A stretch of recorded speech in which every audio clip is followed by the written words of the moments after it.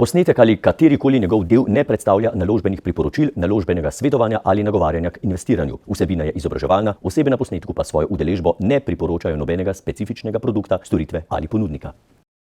V življenju ne moreš vedno dobiti vse, kar si želiš, lahko pa vedno poizkusiš s kreditom. Zdaj, kredit za marsikoga ni ravno najbolj priljubljena beseda, ampak včasih je nujno potrebna.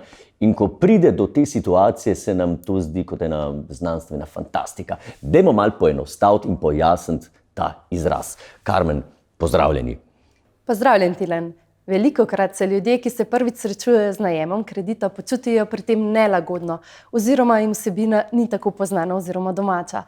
Zato me zelo veseli, da bova z bistvenimi informacijami približala splošno razumevanje kredita strankam. Dostikrat sploh ne vejo, kaj bi vprašali, ne? Ja, res je. Ampak dajva za začetek razčistiti, se pravi, kakšna je razlika med potrošniškim kreditom pa stanovanjskim kreditom? Potrošniški kredit dejansko najamejo stranke, ki si želijo hitro in enostavno priti do denarja, z namenom nakupa blaga ali storitev. Nemalokrat pa se odločijo tudi za poplačilo obstoječih potrošniških kreditov oziroma drugih zadolžitev, leasingov, kreditov, kreditnih kartic, limitov in s tem pač razbremenijo svoj družinski proračun. Medtem ko stanovanjski kredit je bolj specifičen, kar pomeni, da ga ponavadi stranke najemajo s točnim določenim namenom, kot je za nakup, gradnjo, adaptacijo, obnovo nepremičnine. Ampak kdo sploh lahko dobi kredit? Ker velikokrat slišimo, da nekdo ni kreditno sposoben. Zakaj? Tu imava sicer malo zakonskih omejitev. Ugotavljamo kreditno sposobnost na podlagi vaših rednih mesečnih prilivov za zadnjih 12 mesecev. Medtem pa ne smeva pozabiti tudi na makrobonitetno omejitev, ki določa minimalno plačo, ki vam mora po zakonu ostati. Če pa le ta vzdržuje tudi kakšnega vzdrževanega družinskega člana, ne smeva pozabiti tudi na ta zakonski znesek, ki mora prav tako ostati naši stranki. Kaj pa obrestne mere? Kako si lahko razložimo to nežno sapico, ki sčasoma lahko postane finančno neurje? Če se ne motim, imamo več različnih obrestnih mer. Ja, v osnovi poznava spremenljivo in fiksno obrestno mero. Fiksna obrestna mera je tista, ki vam bo zagotovila miren spanec skozi celotno dobo odplačila kredita. Kajti v podpisu kreditne pogodbe vi točno veste, kakšen je ta odstotek obrestne mere. Spremenljiva sem pa ponoči zbujal, ali kaj? Ne boste se zbujal, kajti vedno vas bo banka obvestila, kakšna je spremenljiva obrestna mera v odstotkih izražena glede na vašo anuiteto, se pravi mesečno obveznost. Tu pri spremenljivi obrestni meri govoriva zato, da je spremenljiva, ker je vezana na Euribor.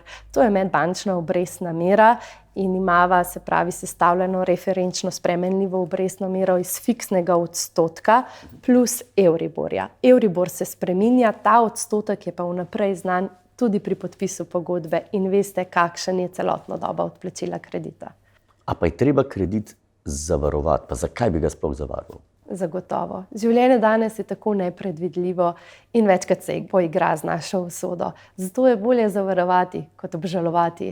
In s tem namenom poskrbite za svojo varnost in varnost vaših najbližjih. Ne pozabite na življenjsko zavarovanje, na zgodno zavarovanje in pa tudi zavarovanje za primer brezposelnosti. Ok, imam kredit, potem pa se pojavi velika sreča v življenju. Stric z Amerike mi zapusti lep kup denarja in želim poplačati prečasno ta kredit. Lahko to naredim, a so s tem povezani še kakšni dodatni stroški? Absolutno lahko kadarkoli v času odplačila kredita prečasno poplačate kredit. Morda samo v razmislek, da če je to večja vsota, da se predhodno oglasite na banki in preverite tudi druge oblike možnosti naložb, kajti lahko bolj oplemenitite svoja sredstva, kot če bi recimo prečasno poplačali kredit. Vam pa zakon dopušča, da lahko kadarkoli v času odplačila le-tega prečasno poplačate. Pri spremenljivi obrestni meri imate ves čas odplačila to brezplačno, medtem ko pri fiksni obrestni meri se vam skladno z zakonom obračuna nek določen odstotek. Pravi, da kredit je kot dež, vedno zelo dobrodošel do trenutka, ko voda začne poplavljati. Zato pa ni vse v denarju, je veliko tudi v znanju. Točno tako in najlepša hvala, da ste to znanje delili z nami. Z veseljem.